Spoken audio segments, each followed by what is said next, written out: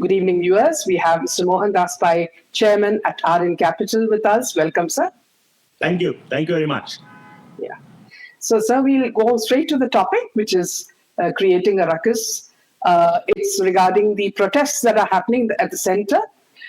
Now, the current students' agitation, which began over alleged NEET irregularities, have now they say that many students have been pushed out and replaced by people who we now see are not students, but in their 30s and 40s, who are raising wider political and social issues like FCRA, Waqf, Article 370, and delimitation. People who are openly abusing the Prime Minister and using violence with swords, lathis, and pepper sprays to target cops and media as well. Now, meanwhile, this morning, Sonam Wangchuk has ended his fast after meeting with the union ministers J.P. Nadda and Jitendra Singh, but the agitation continues. Sir, in the process, since you are also the head of many educational centers, in the process, students themselves have been sidelined. They say that the resignation of Dharmendra Pradhan as education minister is irrelevant to their requests. Their true issues remain unaddressed, particularly concerning reservations in academic competition.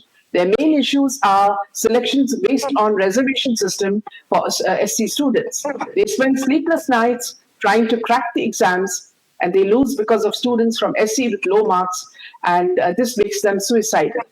So, sir, there are many things that can be done, isn't it? Like, a curriculum alignment in competitive exams. The government could ensure that the national eligibility NEET syllabus strictly aligns with school curricula, eliminating the reliance on outside coaching and curbing the paper leaks, and establishing more professional medical colleges domestically will prevent students from having to seek education outside.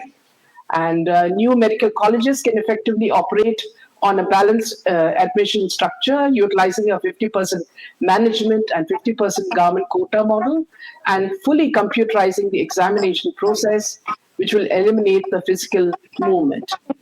Now, my question to you, sir, has the movement moved beyond the NEET, demands, and where is it going now? See, Meena, I want to talk about student issues and then come to the movement. I think students all over the country are in great pain. Cost of education has gone up tremendously. The great majority of people are not able to afford good education. Quality of education, many government colleges are down. They want to go to private education, which is much better because they feel they can get jobs, and opportunities are less. The coaching mafia, the coaching mandi has become very big, barring a few good people, and there is pain. First of all, we need to understand how big is the problem, then we can possibly look at solving it. There are 4.5 crore young people in college. 4.5 crores. All right, that's not a small number. It's more than the population of most countries in the world. That is data for 22, 23, 24. So 2 years have passed. So it could possibly be 4.7 crores.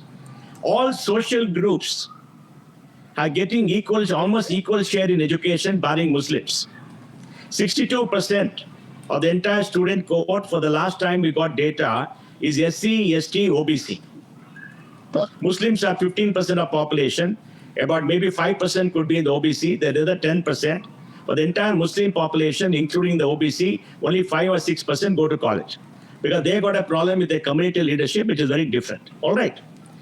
Then 1.1 crore young people graduate every year. 11 million. It is incredibly high. And for most of them, they don't get good jobs. Because a lot of the graduation takes place in North India, in Rajasthan, UP, Bihar, Bengal, Madhya Pradesh, etc. In the South, fewer people are there, and they're graduating. And the South is more developed, and a large number of them get jobs. So you don't see so much of agitation in the South. So there's agitation in and around Delhi. But across the student community, there's a lot of pain that is happening. And then people see in the reserved quota, people with such low marks get in. Suppose you go for the NEET exam, and you got 95%, you don't get a seat. If a person is 45% is happening, I think, in the ST community gets in, you're very angry. You're very, very angry. He said, I saw my butt shot for 2 years. I went to the coaching, paid through my nose. I got 95%. In any country of the world, 95% is very good. I mean, you're not giving me a seat. You're giving to somebody 45%. And then the 45%, even if they fail or pass or whatever it is, they can go for a government job which is reserved. So why do creating such low conditions against me? People are okay with reservations if you expand the pie, but they're not okay with the difference between 95 to 45 or whatever it is. If you say the cutoff for ST or anybody will be, let's say, 10% less than the general category last cutoff. If last cutoff is 95, it'll be only 10% less, 85, nothing below that. Then I think there'll be greater understanding. Now, there's a lot of anger. And there's an anger about that UGC. Remember that UGC thing that stupid UGC issued. And general category got very angry because they were deemed to be victims. And many government colleges, the caste lobby has got together, they abuse people, threaten people. And this has become an intolerable thing for a large number of people. And the cumulative frustration is now coming out because there's an opportunity. Now, yes, small number of people have come there, but if you talk to larger number of people across India, and many, many students, largely in the north of India, largely from lower middle class and, rural areas, are very angry. And they feel left off. So we got to look at it very holistically and come out with a large set of reforms. And this is what I would suggest. All right. One is in the central government institutions, I think there are 125 or 150 of them, they must plan to increase capacity by 50, 60% over the next 3 to 4 years. So the more people can go to government-owned colleges where education is funded by the government of India and they don't have to pay for the fees. At least one pain point will come down. All right. It may not mean much, but the pain point will come down. All right. And the second thing what we must do generally for the private sector, the government must say, look, we'll give you some supernumerary seats and we'll give scholarships for those fellows. Okay. You get them into the college and do it for the top 300 universities as per the ranking. Because we want to foster quality education. Now, if you go to a poor college in a rural area with no name, you have no network. You'll not be able to go for jobs. Nobody will hire you. So you need to go to branded colleges that call the good reputation where you can go. But there, the cost of education is very high. And private universities don't have money to give greater scholarship because the only money they get is from the fees. You can't charge people more and say, I will give scholarship beyond a point. So I think it's very important, 10 to 15% of people who are lower income, belonging to any category, you have a broader scholarship program. If 1 crore people come into colleges every year, out of which maybe 65, 70 lakhs go to private sector, you have a scholarship for 10 lakh people. And that will help them. Because, the cost of education... So you're talking about the students who don't get in through though they have high marks. I'll come to that. I'm talking about a systemic issue. So I have a 10 lakh scholarship based upon merit and based upon income. All right? And it's open to everybody. Because SC, ST will get into government colleges. There's enough for them. And if you want private colleges, they will also be part of this where they will get scholarship. So now, lower the cost of education, good education, expand opportunities, good institution for everybody. So more and more people go. And you'll be surprised me now, only 30% of people in the 18 to 23 go to college. In South India, it is about 42% average. Tamil Nadu is 49%. And Tamil Nadu, we don't have this problem because 69% reservation, government funds them, and they do it very differently. Kerala, we don't have this problem. Karnataka, we don't have this problem. Andhra, we don't have this problem. Telangana, we don't have this problem. Maharashtra, maybe we have a little bit problem, but they're very big, right? So the problem is only in the north where they're not spending enough, and government should fund that. And that's very important because they are our future. We can't have a large number of ill-qualified, badly educated people come into the workforce and become disgruntled over the next year and spoil their life. We already done it for the last generation.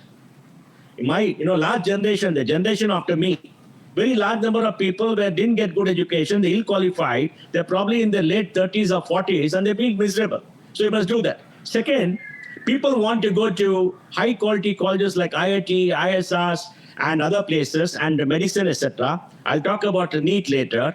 There, the JEE exam works well, except create much more opportunities, and there you make sure the cutoff mark for the reserve category is not more than 10% below the last cutoff mark in the general category.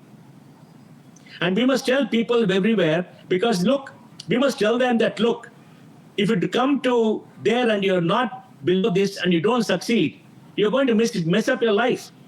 Thomas Sowell, an American philosopher, said about black entitlement, empowerment in the US, that you get all these bright black kids from all over small town, they come to Harvard, they come everywhere, where the top 1% come. I mean, they're out of place.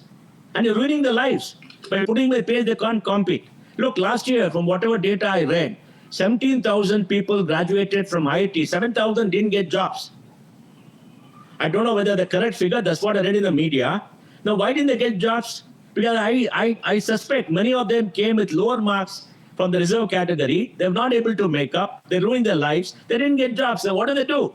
I don't know how many of them are passed. I don't have data because I have not seen data. I don't know whether they release data. They must release data. Don't ruin people's lives by lowering standards.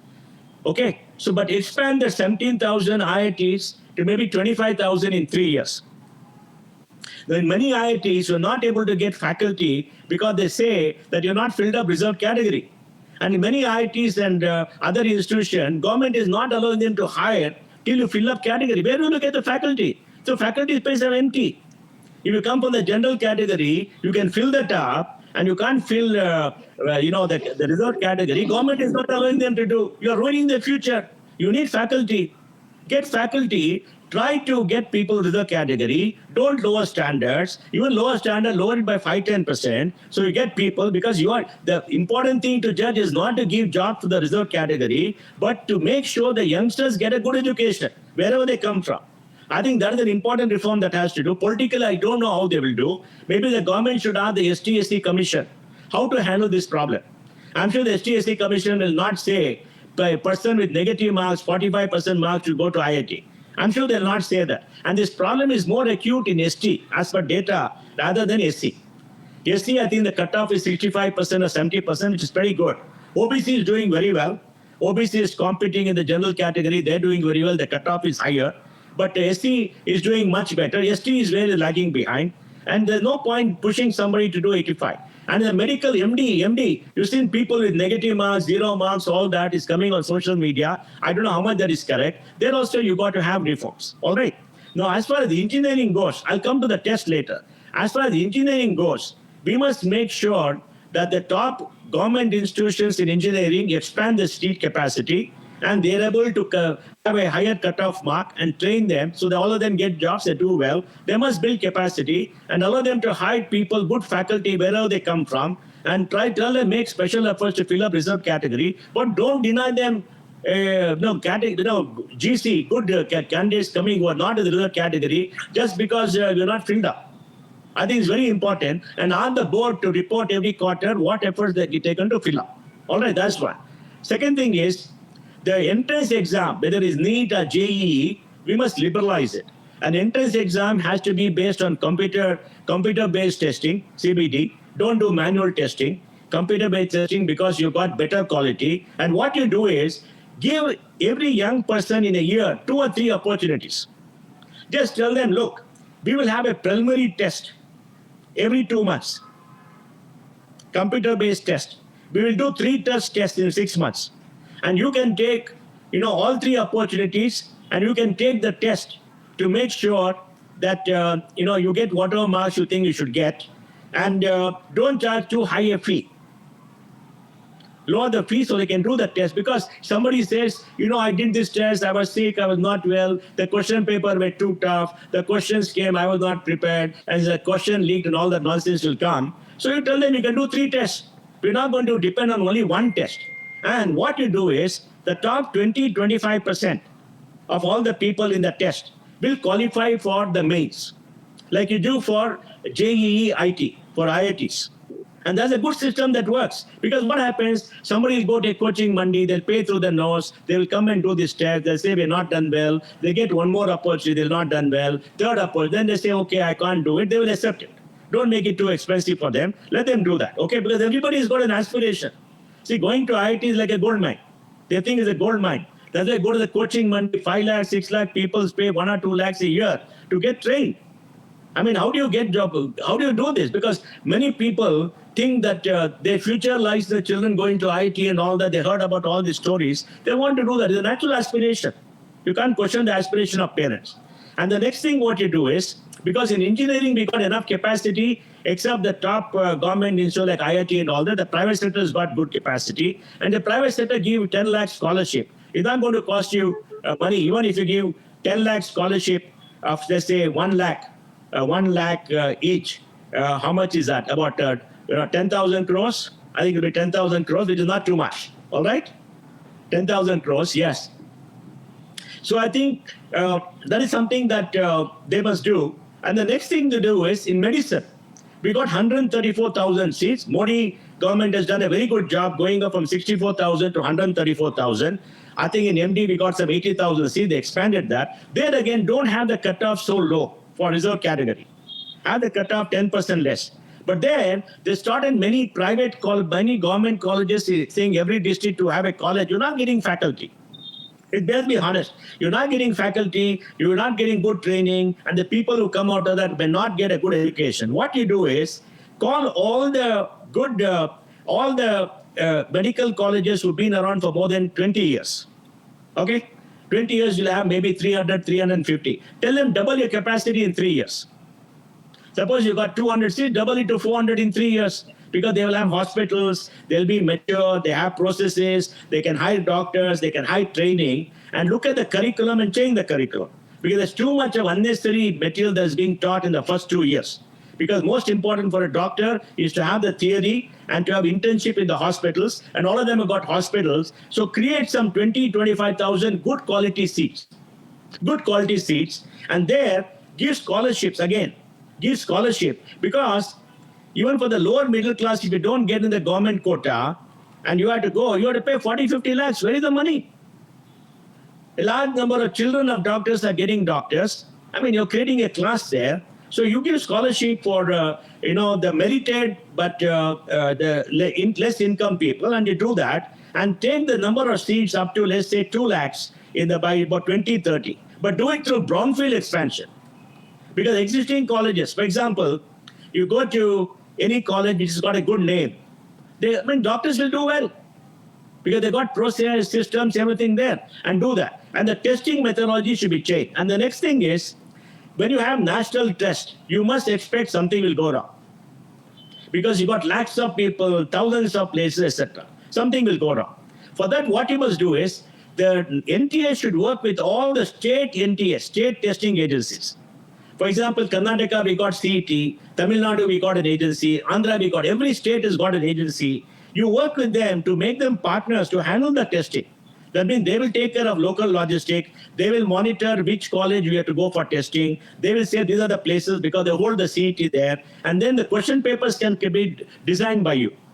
And the marking can be done by the NTA. But you work through this partner. Don't set up your own agency. Work through the partners. Because let us say something goes wrong in a place in Tamil Nadu. You can hold them accountable. You can hold them accountable. Cancel it in that place and hold it separately for them. Why you want to hold it separately all over the country? Because you can identify where things have gone wrong, what has happened. Once you have CBT, all the frauds will come down, but you have to work in partnership with the agencies from all the states so they can expand. And if each state is interested in getting more of their kids, they will have more places, they will monitor, they will do everything. Management becomes easier, correct? And next what you have to do is, you have to make sure that for the total number of seats, there's a ratio 1:5 or 1:4, whatever it is, so enough people get for the mains. And for the mains, they go like the IIT, which is a well-oiled system and is working fairly well. All right. And then you have a crisis management group so that communication should be instant. For example, Meena, you'll be very surprised on social media too. People say, what has happened to all the crooks who did it? I mean, I tweeted yesterday and said, look, 11 people have been arrested. The Modi government set up a group immediately. They arrested all of them, put them in jail. Yeah. Now, Modi has said that we're going to have a fast track. They've done all the job. People are, what has he done? Where are those people? Who are those people? Then they say ministers are involved, everything involved. Nobody's involved. NTA is an autonomous testing agency. NTA does all the work. Government of India does not do the work. Ministry of Education does not do the work. Then you go and say the Pradhan should resign. Pradhan has no control over NTA barring review. With NTA does everything. It's a failure of the NTA. The NTA management should be changed if there have been any lapses on their part. And Pradhan should, or minister should make sure that he reviews them and takes action. But they must communicate. They have not done enough communication. That's the problem. They will say, we have communicated, we have done this, but keep on communicating. Have a press conference and talk to them regularly, immediately after this. You know, if something goes wrong, yes, it has come to notice something has gone wrong. This is what you're planning to do. This is how we'll do it. And then every day tell them, we arrested these people, we done this, we apologize, we're going to do this, blah, blah, blah. They have done, but they're not communicating. Communicate. Because with all this social media, there are hundreds of influencers. Everybody gets into the bandwagon. Everybody does all kind of fakes. They want the most you sensationalize, more followers you get. Nobody wants the truth. Now remember, there were 5 people who said that I got my mask card wrong, there's some other name and all that. Immediately NTA came on media and said they're all frauds, they've done this and done this. This is not what it is. Then it all died down, right? It all died down. You know, the guy is developing a life of his own. So you need a crisis management group, you need a communication group till the entire thing is done to handle it, because they're very sensitive. But what is the truth is, there's a great anger among students all across India. They don't have enough opportunity, they feel shut out, and they get angry. The GC gets angry about this. The reserve category, has to understand this, and they're getting their due share. Lot more positions are available than they can fill. It takes time, and SC has done well. OBC has done very well. SC has done well. I'm sure the ST also will do well over time. The Muslims are a problem because the community has to come together and tell the children that they must get a good education. And they run a lot of colleges. They must give more opportunity to the members of their own community. And they must give scholarships and all that themselves. It's a community problem, not a national education problem. And they must do all these things. And that is where the failure has been. Look, all this failure of leakage happened about 2 months ago.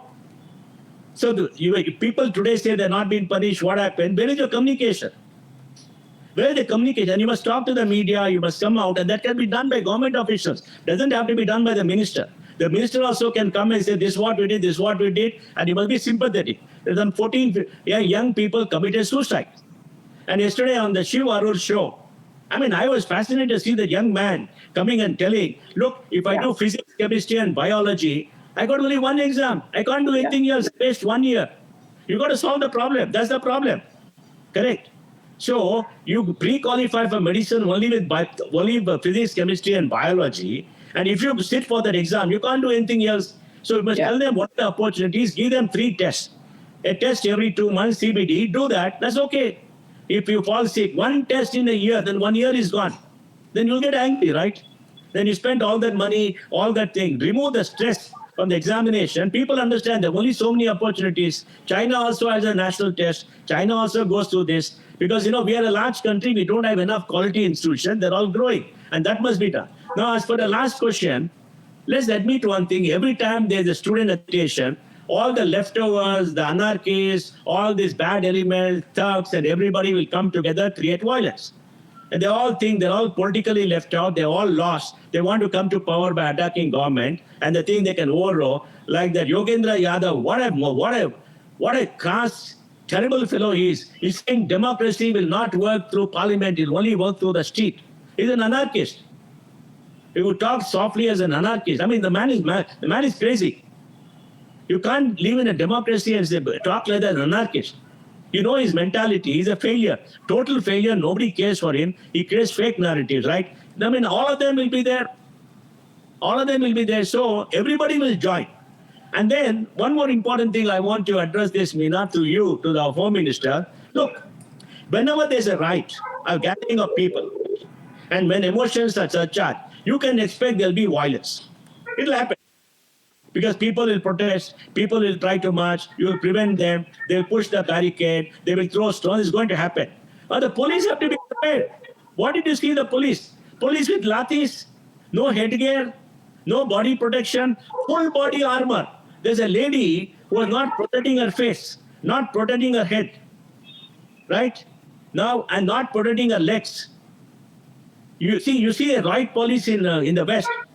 What do you see? They got a full helmet, they got a plexiglass on the eyes, they got full body armor, they got a shield in their hands, and they're fully protected. You throw stone, it doesn't hurt them. Here what happens? The guys stand with lathi, they'll throw stones, they'll let it break, there'll be blood, protect them. Then the police will start taking stones and beating them. The police will take lathi, beat everybody. Maybe in the crowd, 5% are doing violence, others are standing back. You go beat everybody.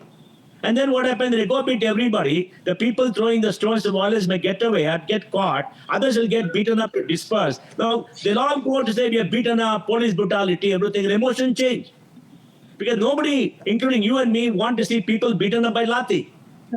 And what do the police do? We see all these images where police go, catch a fellow who is walking, beat him up black and blue. That guy basically not doing anything, but he beat him up. Because police want to take it out on them. They're also frustrated. They want to take it out. They've been hurt. The police say either me or him. They go beat up innocent people. They go beat up everybody else. You understand? I think it's important for the police to be fully protected, and that's the great failure of the Home Minister and the Home Department. Why don't you give them all this equipment? When you have all these police standing with full right gear, with all that gear, you will be very careful what you do.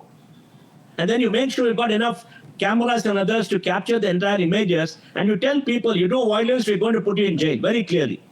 We'll not accept violence. You throw stones, we're going to have your photographs. Everything is there. We are ready, and we are going to catch you and put you inside. Don't do that. You can march. Today, even the political parties want to oppose the march, go to parliament. They know they can't go to parliament. They should not go to parliament. They're also trying to break. At least they, the political leaders don't want to get beaten up. They send others to get beaten up. You know them. They don't. They only talk. But that's fine. They'll also do it. So everybody will gang on. The Niams have come. They're ganging on. Then you get 370, some fellow will come and make a statement. All will come and put their causes. The attention is get diverted. But you should not forget, the core issue is large number of Gen Z students are very disgruntled. They're angry about many things. They're angry about their failure to go ahead in life. Angry about the lack of opportunity. We must expand that. We must talk to them, and we must solve many of the problems and show them that we care because they're future citizens. What is the point of doing all this infrastructure required, of developing a country if young people don't get jobs? If young people don't get qualification? And please see, it is not in South India, right? Because the population growth in the last 20 years has been the highest in the north of India. Now they're all coming into the workforce, and they're large numbers. Those areas are not developed. Though UP is doing very well, areas are not developed, and there's a problem. We must know this problem. We must look at data. We know what will happen. That the government should look at the population projection for the next 10 years, check out how many people are coming in the workforce, what has to be done, and plan for it. In the whole of the South, people say we don't have enough people for jobs. We're getting all kind of people coming down from the North, including Bangladeshis, Rohingyas coming, right? Because the job. You go to Chikmagalur, other places, only these people are coming and working. So a lot of jobs are there. So people must pay better. That's not happening. But we have to look at it holistically and do many things, and especially take care of north of India, beyond the Vindhyas, where there's a problem. Huge number of young people come. They got a youth bulge there. And it's going to be there for the next 10 years. And they're going to be the people who can create political instability. They're the ones who can create all these things. But Delhi is there. Punjab is a failed state. Now, we get every now and then a farmer coming out and talking, right? And who are those farmers? You just look at the farmers, all about grey beards. They're older. They got a lot of time. They're disgruntled. Always this. Why is it disgruntled? Because all the young people want to go to Canada. They want to drive trucks in Canada. They want Canada. They want to go to UK. They want to go to Australia. They want to go away because they don't see any future. They have failed to industrialize. They failed to build services. It's a failed state. And these old farmers, and now they get agitated. They become, they take to extreme in religion. All kind of things are happening there, right? There's a failed state, and that's not going to improve. Haryana is doing fairly well. So I think people must look at, especially the youth. See, 20 years ago or 10 years ago, 2.5 crore babies are born. See, every year, 2.5 crore young people come into the labor market. 50% are girls. Maybe 1.6 crore jobs have to be created. We are creating 1.6 crore jobs, but 80% get paid less than 25,000. We must raise minimum wages. Karnataka raise minimum wages because we can afford it. Tamil Nadu should raise minimum wages. They pay very less. Because they pay less, the locals don't want to work. We must pay more. You understand? And you must become efficient. It's a large social problem. Many things to do. It has to be tackled. And I would say that, the Prime Minister set up a small group of people, of concerned citizens, who can come and talk to everybody and work out the program, and especially in education. Education today announced 10 lakh scholarship. 10,000 crores, 20,000 crores. You understand? 10,000 crore scholarship is a 10,000 crore, 1 crore, that's 1 lakh each. Is a 10 lakhs, give the scholarship. What does it matter? 10,000 crore more, 20,000 crore more. Government of India spends 55 lakh crores. State government spends 60 lakh crores. Give the scholarship. And tell IITs and all to expand more seats. You understand? And tackle this problem about people with very low marks joining in the reserved category. Keep the seat vacant, give it out to others. What does it matter? They're also children. We should help the reserved category, that's fine. But don't go beyond a point. And if politically you can't do it, talk to the backward class commission, talk to the SC/ST commission to ask them how do you solve the problem. And fill up all the faculty positions. You're not getting SC/ST enough faculty. You can't force feed anybody and not fill it up. So fill it with others. Let children get good education. You understand? See, there's a political problem about caste and all that because North is very casteist. They'll try to create provoke. Remember, when they wanted to get 45 people come in for short-term contract work, all of them made a big noise. Where is SC/ST? All kind of. They want to make a noise because they want to be political allied. They want to bash up the government. I think so. Government is very wary of that. Government is very careful. So government should do that, mobilize public opinion. And last point I want to say, police reforms, please. See, Meena, you and I look at the public image of people getting beaten up by lathis. Where will the sympathy be on the police? Sympathy will not be on the police. Sympathy will be the people who are getting beaten up. We know that, many innocent people who just come there or getting pushed on will be beaten up. Because police will beat up anybody who is there. It's very dangerous. They'll beat up anybody. Because, they're getting beaten up. They're taking it out. You understand? So we must train police, give them body armor, protect them. And we must take all the agitation very seriously. Very seriously. We must have overwhelming force there for protection and don't tolerate any violence. All the people throwing stones, have the cameras, catch them, put them in jail. Then, of course, all the political people will say, release them and all that. We got to say this violence. And the people who don't have violence, let them go. It doesn't matter. Yeah, but sir, here the problem has become totally political, where the Congress. Meena, what do you expect, Meena? Every problem becomes political. The Congress is losing out, so they want to latch on. That's why Rahul Gandhi went and sat in that place, went to, a prime minister place and sat down there. They're going, they have to do it. They'll be irrelevant otherwise. Correct? You saw the Aam Aadmi Party come up and the Congress decimated in Delhi, right? Every problem, every large gathering will be a political gathering. You have to expect that. They will come. Nothing wrong. You ask a question, why is the chief minister in Delhi? Am I right? From Karnataka, you asked the question also, right? I don't know whether it's in Delhi, but they're all politicians. They have to go. High command will call them, they will go. And they will make statements.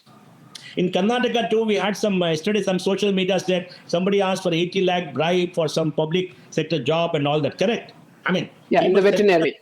Now the government of Karnataka is going to hire 70,000 people. They announced they're going to hire something. You can expect some scandal to happen. You can expect something to happen. You can expect bribes to be given, manipulation. So government of Karnataka should set up a group to make it foolproof. They must be very careful. We don't want this kind of scandal again coming in Karnataka. We don't want people agitating. Everybody will agitate. Why will they agitate? Because the opposition also wants a cause. They will agitate. There are many anarchists, many AAP people, all kind of people get together. We don't want this problem in Bangalore. So they must be very careful when they hire. See, when government hires largely, you got to be very careful. You got to monitor. You can't leave it below. Ministers have to get involved. Look what Yogi government did. 135,000 policemen were hired. There was no corruption. Yogi was monitoring. They were all monitored. It worked well. Now government even in Bengal are going to hire a lot of people. Karnataka, they want to hire a lot of people. Government of India is hiring people. Some 10 lakh people have been hired last 2-3 years. That's fine. So please, all these things have to be done. Take it seriously. Communicate. Get your story across. Because everybody is after you. It's not like the old media where some newspapers were there. You call the editor and told him, Bhaiya, mat karo. And that guy will ask some favor. You give him a site or something and they do something. You know how these things happen, right? Yeah. So meanwhile, we all know that there's another force, overseas, which is, funding them. And Yes. one simple example is that these food delivery, people, they said that they provided the food, but the money was being sent from Middle East, Germany, and other areas. So isn't this very clear that the deep state is funding this movement? Meena, I'm asking the question to our NSA, why are they not finding out who funded the farmers' agitation? Who funded the CAA? The farmer agitator said that, look, we had 1 lakh people sitting down. I don't know 1 lakh people, but 1 lakh people means you require minimum 500 rupees a day at least to provide them food 3 times, provide them accommodation and all that, toilets and all that. That's 5 crores a day. Where did the money come from? Where is the money coming from? Official sources, it may not come. They will try putting into credit cards, doing it like the evangelists who got caught. They'll try coming through Hawala. Correct. The NSA and government should find out where are the sources. Where did the source of money come for CAA? Where the source of money come? They should have intelligence. I'm sure they can find out and canvass people and jail them. Now, even for this cockroach party, where is the money coming from? Where is the money coming from? Who is funding all of them? If local money, see, Meena, I'm okay, perfectly okay if Indian citizens give money because this is our country. I'm not okay if foreigners giving money. Yeah. Remember, George Soros said after the Hindenburg, Modi will have to answer in parliament. Who the hell is he? Talk about our country. Why should the open society give money to all these NGOs to do political activism? We must not allow the flow of money to any NGO for political activism. We must not allow the flow of money for any commercial activity, any illegal activity. So many pastors are there. You see all those funny videos where people tremble, do this, dance and all that, right? I mean, they're all getting money. Who are these people? It's happening in Punjab. It's happening in Andhra Pradesh. It's happening in Tamil Nadu. It's happening all over. Go find the source of money and shut it down. Shut it down. And all of us must talk about it. Anything to do with Indians, any agitation, Indian money should come. No foreign money should come. On that, we got to be very clear. No foreign money. We don't want foreign money. No foreign money to any political parties. No foreign money to anybody. Even the BJP should not take any money from the supporters outside. We should not take anybody. I think it's no foreign money for any NGOs who are not certified. Because if NGOs want to work, let them get money from India. Now the church is agitating for FCNRA. Let them get money from India. Why should foreigners come give money? If foreigners give money, they will control the narrative. They will control everything. They'll say we want a harvest of souls and all that. And we should be very tough. You take money from India, you got enough property, sell that damn property and do it. Why you want money from outside? And why should money come? They say it's for education, for a poor. It's not required.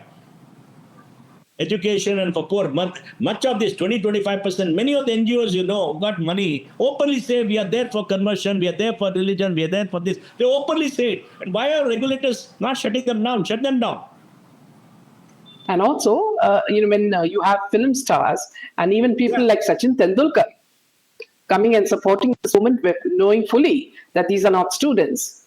What do you see behind this? See, the film stars and all should not be brain dead. They should be very careful. They all come there to get publicity. They all come there to, get popular. They want to show they care and all that. Remember, Deepika Padukone went to JNU and made some stupid remarks. And she got hurt very badly. I think we should tell them, look, everybody, because they all say we are public figures. We have to have a social conscience. They want to build their own brand. They want to show they care and all that. Many of them will get into trouble.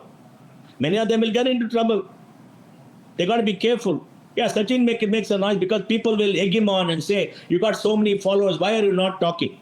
It's happened to us also. Many people write to us and say, why are you not talking? Why are you not talking? Yes, we should comment, but we should comment like we are having a debate today, what is to be done, how it has to be done. Am I right? We must say things are going wrong. Please take action against those responsible. If there's been a crime, arrest them, have justice, and come out with a reform measure. Because what is the point of asking Dharmendra Pradhan resign? Okay, he resigns. Then what happens? I think it's going to change. We want change. See, today, there are murders taking place in every state. Every time there's a murder taking place, can you say police have failed, Home Minister should resign? How many times will he resign? Just now in Sikkim, there was a accident in a tunnel being built. 22 people got killed. Nobody's talking about it, Meena. Nobody's talking about it. These people should be saying who the responsible minister should resign. What can the minister do? It's a contract, it happened, we got to have local causes, we got to take safety measures, correct? Everything goes on, there won't be ministers left. So, see, they will demand politically because they want to embarrass the government, they want to do that. But what the government should do is come out with measures to say, we have heard you, we see the pain, we are doing all this, and if you want anything more, we set up a group of people, write to us, meet them, talk to them, and we will look at the recommendation positively. But let us be very clear. Gen Z has got pain. There's a lot of pain in the So, education. yeah. So, when Congress does these things, especially the scam now, which has come in Karnataka regarding the veterinarians being paid and all that for seeds. Now, how come, parties like Congress, they're never exposed in the manner that they are now trying to expose BJP? It's all political. They have to play the game. See, the Congress party is a very old party. They know how to manipulate the media. They know how to buy over the media. I met a senior politician long back, and he told me, I've given money to all these people for 1 year before the election. I've given money, I send them monthly money. They're all my friends. He told me. It's normal. See, why are we asking this kind of questions? Every political party has to make the most of it. Remember, when the UPA was in power, the BJP didn't allow parliament to work. Now they're in power, Congress is not allowing parliament to work. It will happen. You've got to expect it, right? Why will they allow parliament to work? They want to make a noise. They want to show the relevance. Correct? For example, the first day of parliament, government and the speaker should have said, we are giving you 2 hours in the afternoon to discuss NEET. They should have voluntarily said, people are concerned, this is happening, we'll discuss it, find a solution. They should have already said, instead of what I said, no, they didn't give a notice, opposition didn't give a notice, we must do this. Why all that? They know what is going to happen. Preempt all that. See, in matters of urgency, what is happening, so Team Bappa will not say, stop everything and we want to discuss. Okay, give them time. Give them time. What does it matter? Parliament should be the place for debate and everything. Why do you say, give me notice, give me this, give me that, give me this? Let the government do it, because the truth will come out. See, when you have a debate, government has to respond. Government will say, we did this, with this, we are doing this. Then what is left? What is left to do? What will the opposition do? Okay, he should resign, he should resign. Okay. After the government has said everything has been done, they go resign, it'll have no relevance. You understand? See, please allow more time in parliament for debate. If the urgent matters, please, start off and have a debate, have a discussion, fine. Do it. But they don't debate. They go into the well and they, just walk out. So. No, Meena, the speaker should say, 12 o'clock, we will have debate, 2 hours. Yeah. Suspend everything. Let the speaker do it, no? Yeah. Because the BJP is now saying they didn't give notice, they didn't do this. Why are you wanting them to give notice? You start up. Because you're seeing the agitation outside, you say that, look, our students are there, they're concerned, we'll have a debate. Now, you as parties, they represent people, right? We have to accept parliament works. You come and put out your points, we'll discuss it and give us suggestions what to do. We'll take a suggestion, we'll come with a policy. Yeah. Do that. That is being inclusive. Why defend the indefensible? The indefensible. See, people will agitate. People will raise issues. Everybody will try to take advantage. It is natural in a democracy. Accept it and see how to counter that, how to put your point. And if somebody is making useful suggestion, implement that. Because everything is for the good of people. All of us are concerned about our young people. We want them to succeed. We want them to do well, right? Right. That's what it is, right? And we know when all these things agitation happen, everybody will come and put their fingers there and fish in troubled waters. 370, the Naxalites, this, and the FCNR, everybody will come and push their own agenda, and media will blow it up. It will blow it up. That's natural. What is your suggestion, sir, towards the end, how do they solve this? Because even though Wangchuk has given up his fast and given in, how do they really end this? Look, how to end it, to my mind, is one, the Speaker of the House should say, we're setting apart half a day for debate tomorrow on this time. You want to come, you come. You don't want to come, don't come. We're setting it up. If we stop Parliament, I'll open it. We'll have debate. And in the half a day, I'm giving 2.5 hours to the 2.5 hours or 3 hours to the opposition. Please tell me who is speaking, and you speak first. Do that. So tell the people we are doing that. Second, you meet the Cockroach Party people in the neutral agencies. They want to meet in neutral. Because Nadda said, come to my house, come to my office. That is not going to work. When somebody is in power, somebody is showing power, why will they come to your house like beggars? Now they said, we want to go to neutral. Okay, choose a neutral place and go meet them. What does it matter? Jitendra Singh and Nadda went to meet Sonam in the hospital, right? That's a good thing to happen. Now Sonam has withdrawn. Sonam knew that he's not going to survive if he carries on. So he also said the right time, because Sonam is now getting, Sonam was used, he's getting irrelevant. and he's going to be the loser. He's become a pawn in the whole game. They all played up. He's all in the pawn in the whole game. He also understood it. He wanted a face saving. He got a face saving and is out. Now we'll make some noises for the next thing, because he's also an anarchist. The third or fourth time he's doing this fast to death and all that. You can't do it too many times, right? And then you meet the students, ask them what are the suggestions and everything. If they say 10 things, look at whether you can accept 7 or 8 and announce it. Give them a face saving. To say, yes, they were agitated, they given this, give them a face saving. And then identify all these violent people, can them round them up. Round them up. So you send the message, violence is not acceptable. And then equip the police for God's sake.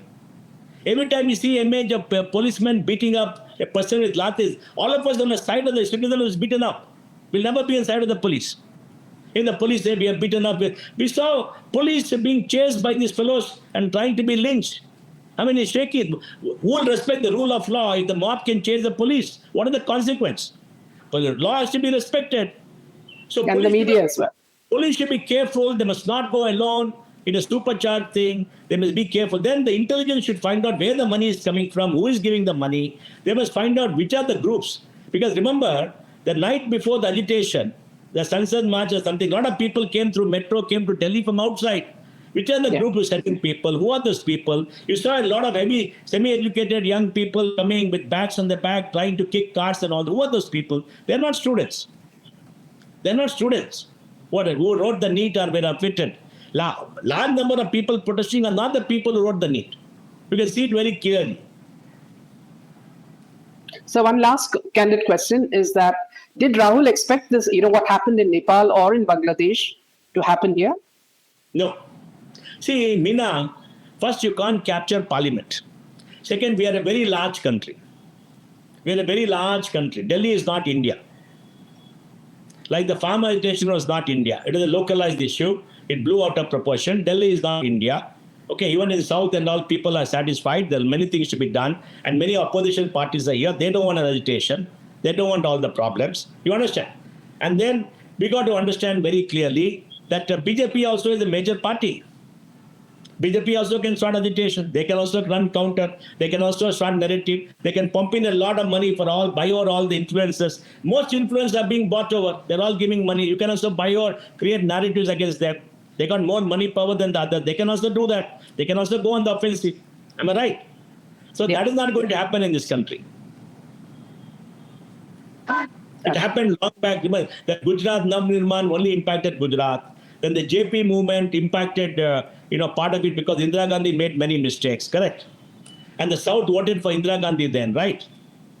So the idea that, people will decide on the street by these anarchists is not going to happen in this country, provided the government handles all these agitations with care. You've got to be very careful. We don't want to see citizens getting brutalized, beaten up unnecessarily. That is dangerous.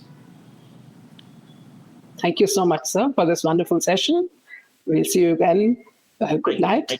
Jai Hind and Jai Shri Ram.